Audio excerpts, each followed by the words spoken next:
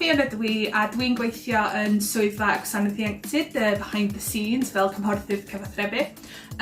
Dwi yma heddiw i rhannu crefft bach dwi wedi bod yn gwneud yn ystod lockdown. Dwi'n yn gwybod amdano chdi, ond pan dwi wedi diflasu'n racs fel dwi wedi bod yn lockdown, dwi'n licio ail-addurno fy stafell wely. A un peth dwi wedi bod yn creu ydy fatha geometrig shapes bach yma i wneud stafell wely fi edrych slightly mwy ddiddorol. So dwi'n mynd i ddangos i chdi heddiw sut i wneud hein. Mae'n digili hawdd, da chi mond angen chydig o bethau. Da chi angen unrhyw fath o llinyn tenna Creu. Da chi angen siswr. A da chi angen straws bach. Unrhyw fath ti'n gallu ffeindio o'r siop. Neu os bydd gen ti renti, mae hwnna'n ora oll. Iawn. Felly, cychwyn. Da ni angen cymryd 12 stro gwahanol. Ac ar gyfer y rhai allanol fama, da chi jyst angen cadw nhw yr un length a da chi isio. So da chi'n cymryd 8 allan o'r ffordd a rhoi hynna ar yr ochr. Ac yna ar gyfer yr un allanol, dwi'n mynd i wneud un chydig bach yn llai na hwn rwan. So dwi'n mynd i defnyddio'r siswr. A fedrwch chi mesur hein, ond dwi jyst yn licio dewis tua maint dwi eisio. A dwi jyst yn torri. Ac yna i wneud yn siŵr bod nhw gyd yn gyfartal, dwi jyst yn torri nhw yr un fath fel yma. A wneud yr un fath efo'r llall.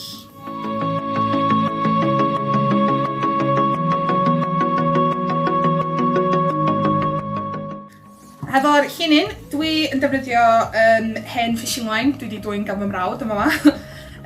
Ond fedrwch chi defnyddio unrhyw fath o llinyn tenna Creu.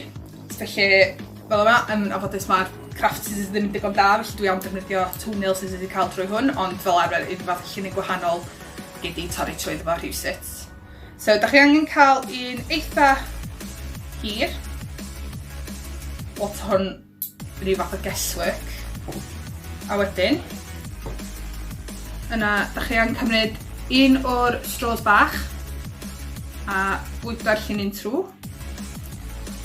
Fel yna. Da chi angen cymryd 2 o'r straws hirach a bwydo heina trwy hefyd.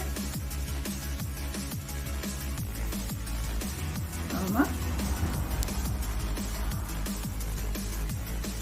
A wedyn, da chi angen dod a'r llinyn yn ôl trwy yr un bach. Tynnu fo allan yr ochr arall. Fel da chi'n gweld, da chi'n endio fyny efo triongl. Wedyn, da chi'n cymryd 2 stro'r mawr arall a bwydo hynna trwy. Fel yna. Yna be da chi angen neud ydy cymryd y ddau a clymu nhw'n dyn at ei gilydd. Fel yma. Da chi'n endio fyny hefo'r sharp diamonds yma. Ac yna, da chi angen wneud un arall. Just union un math.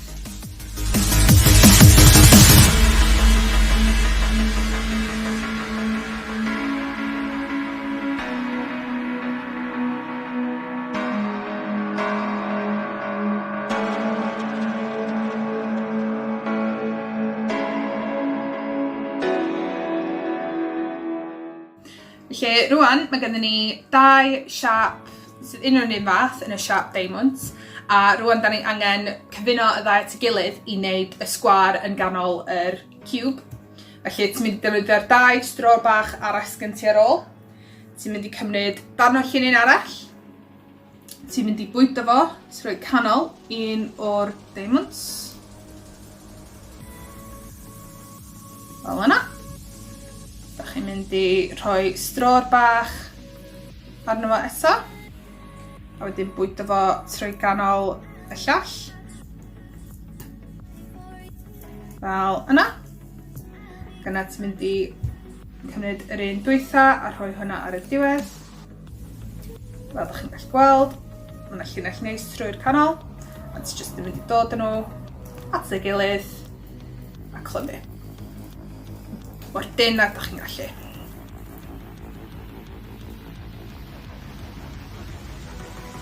Fel yna. Dyna ni. Gallwch gweld bod y 2 flaps ar y top. Be dwi fel arfer wneud, dwi'n cymryd yr excess o'r hein. Just yn tynnu trwy'r canol. Eto, clwm, dyn. Arno fo eto. Fel mai. Torri off.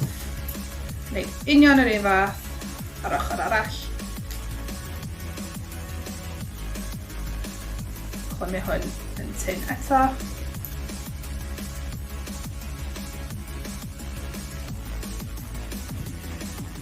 Dyna ni, siap. Just angen torri ffwrdd y darna ddiddorol, nid o bach mwy taclusach.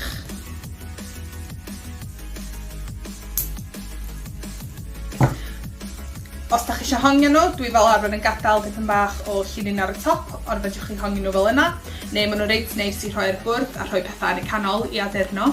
Maen nhw neis yn iawn fel yma, fel rhai gwyn, ond maen hefyd da chi'n gallu addurno nhw. Hys yma wneud earlier.